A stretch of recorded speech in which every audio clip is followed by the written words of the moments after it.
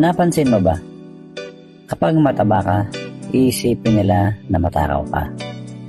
Kapag payat ka naman, iisipin nila na may sakit ka. Kapag maayos ka magdamit, iisipin nila na nagyayabang ka. Kapag simple naman, sasabihin nila wala kang pambili.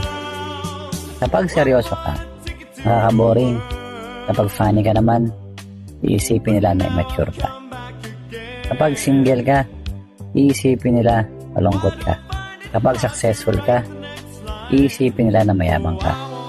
Kapag naghihirap ka naman, iisipin nila matamad ka.